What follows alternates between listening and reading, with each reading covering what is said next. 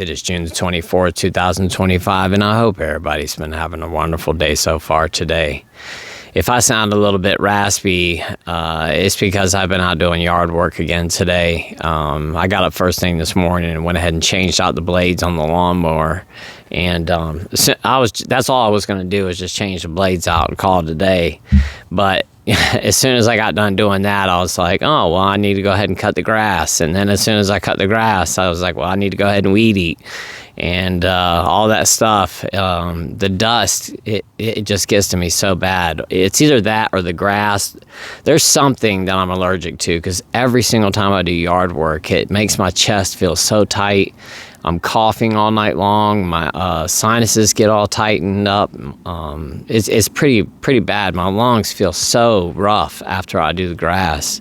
I don't know what it is, but anyway, I was outside doing a bunch of yard work this morning, and after I got finished, I went ahead and ran to the store really quick.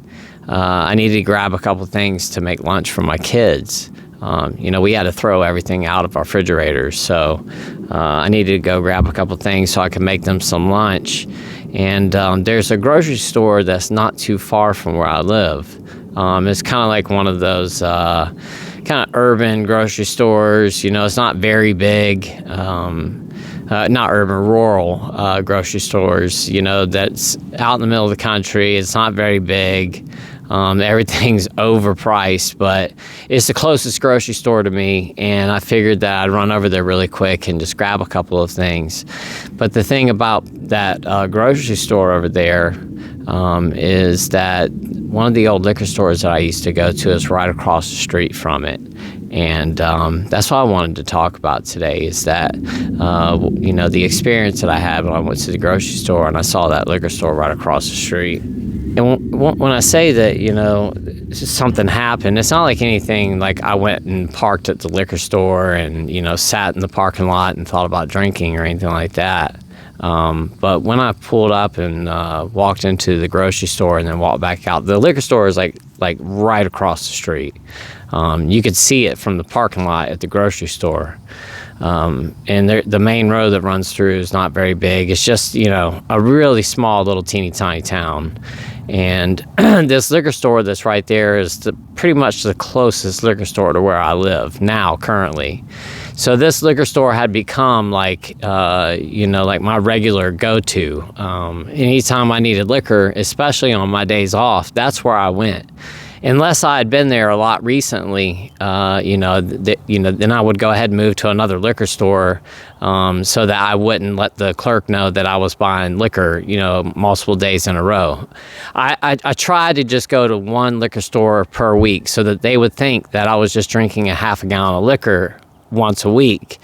But I was really drinking a half a gallon of liquor every single day. So I had to rotate my liquor stores. And there are plenty of liquor stores in another town over that I could go to.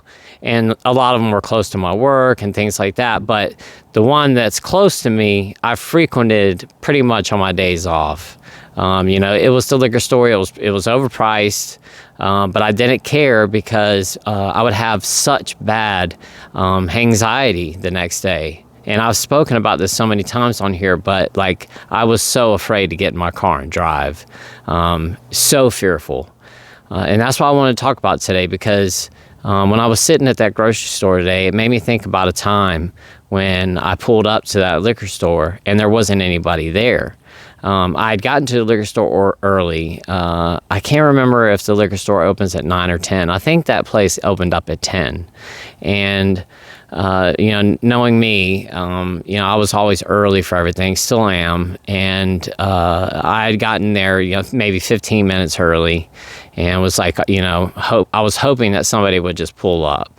But I parked over in the grocery store parking lot, the same parking lot that I was parked in today, because I didn't want to just park over there at the liquor store and, seem like I was fiending, which I really was. I didn't want them to know that I needed the alcohol. So I parked over in the grocery store parking lot and sat there and waited for the clerk to pull up. There were 2 different cars that would pull up over there. It was a silver SUV. It was like a silver Toyota 4Runner or something like that. And then there was another vehicle. I think there was a red truck that it was only 2 vehicles that would be there when somebody was working at the liquor store.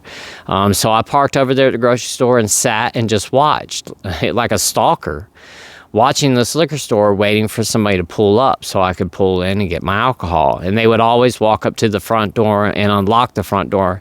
And they had a sign at the front door that they would turn. It would say close, and then when they went to unlock the front door, they would turn it to open. So I would sit there and wait for them to unlock the door. I could see them walk up to that glass door and then turn that sign around. I knew everything was A-okay.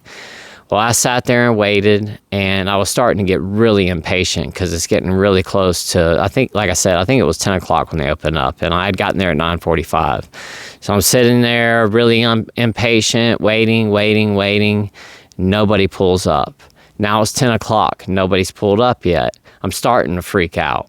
Like, I'm really starting to panic. I already had the shakes like crazy. I don't even know how I got over there to the liquor store. Because when I would wake up in the morning, I hadn't had a drink yet. I mean, my hands would be shaking like this. And this morning, obviously, I did not have any alcohol at all. It was probably one of those days where I said, tomorrow's going to be a new day for me. I'm quitting drinking tomorrow. You just wait and see. I promise. You're going to see. I'm quitting tomorrow. And then I'm just going to drink everything I've got tonight. So I'd pull out everything I had because I always had these great intentions, these great ideas. So I'd get out all of my alcohol and put it out on the table and show my wife because I wanted to show her how serious I really was about this because I really, really did want to get sober. More than anything else on this earth, I wanted to get my life back. So I'd tell my wife, look at all this stuff. I'd go into the jacket pocket and get out the flask and then go into this place and get out these shooter bottles and go get that hidden 750 of vodka that I've got out behind the pine tree. And I'd take all that stuff, set on the table, and I'd say, look, I'm going to go ahead and drink all this up tonight, and then tomorrow's going to be a brand new day. I promise I won't drink tomorrow. You're going to see. Wait and see.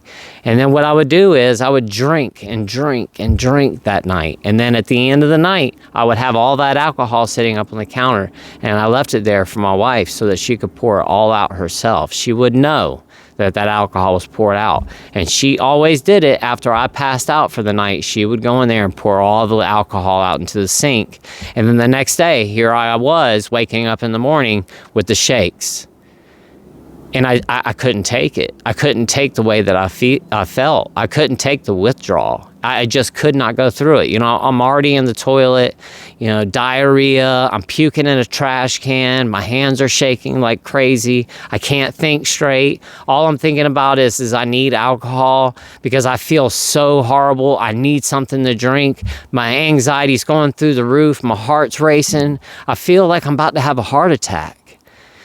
So I would just get in my car and drive to the liquor store and just bare knuckle it all the way there because I was so afraid. My anxiety was through the roof. And that morning when I was at that parking lot, in that grocery store parking lot, sitting across from the liquor store, I felt that way that morning. And like I said, here it is, it's 10:05. The clerk still isn't there yet. What am I going to do? What do I do now? I can't drive all the way into town not feeling like this. Absolutely not. I cannot do it. My anxiety's too bad. I'm already sitting here thinking about, okay, all right, what's the closest liquor store? Am I going to have to make a left-hand turn into it? Because if I do, I can't go there. I'm already trying to plan out my next move. I sat there and waited. I said, I'm going to wait this out. They must be late. I waited 10 after 10, 10:15, 10:20, still nobody there at that liquor store. I had a full-on panic attack in that grocery store parking lot because now I had to make a decision. I couldn't wait it out any longer. I had to go get my liquor to make myself feel better. Now I've got to drive all the way into town. So I drove all the way into town. I remember this day like it was yesterday. It was cold outside. It was raining outside. I was driving my Jeep. I was freezing that morning, and I had to drive into town to go get my alcohol. I finally drove into town, got my booze, and then went home and started drinking. But I'll never forget that feeling of panic sitting in that grocery store parking lot, waiting on that clerk to show up at that liquor store, because all I wanted was my alcohol so I could get it and go home and drink the rest of the day. It was a day off for me. I didn't have anywhere I had to be. I had gotten completely wasted drunk the night before. I had already promised my wife I wasn't going to drink that day. So I had to figure out some kind of hustle to get the alcohol. I don't really remember what that was, but I couldn't use our card. And I had to drive into town after the person didn't show up. I don't ever even remember what happened with that person. I probably did ask at some point, but I don't remember. But the point is that, like I said, I almost had a full-on panic attack, basically sitting in a parking lot of a grocery store because the clerk at the liquor store didn't show up. And that's how bad my addiction had become. That I was going places and waiting for them to show up, waiting for them to come unlock the door, waiting for them to turn that sign around, because I needed my booze that moment. I couldn't go any longer. And I had probably laid in bed that morning, about to freak out, shaking all over the place, sweating all over the place, and I'm just waiting on the liquor store to open up. And the crazy thing about it is I could have went to the gas station and gotten beer. And I could have gotten the withdrawals to go away. I didn't want beer. Beer was a waste of time for me. I'd have to drink 6 beers just to get anything. I didn't want to do that. And beer sounded gross to me in that moment. I wanted my liquor because I wanted to get wasted drunk that day. I didn't want to get that full feeling from the beer and all that stuff. I wanted my liquor. Like I said, I could have left the house at 7 o'clock that morning when I was awake and went straight to the gas station and got a case of beer and came back home. But that wasn't good enough for me. I had to have my liquor. And because the clerk didn't show up that day or whatever happened that day, I almost had a full-on panic attack sitting in that grocery store parking lot because I had to have my booze. I couldn't live without it anymore.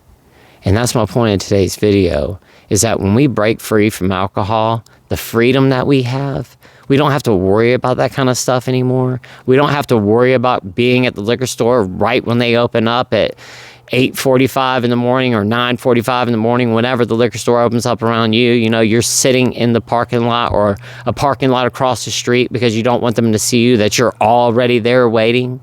And as soon as they open up that front door, you walk in.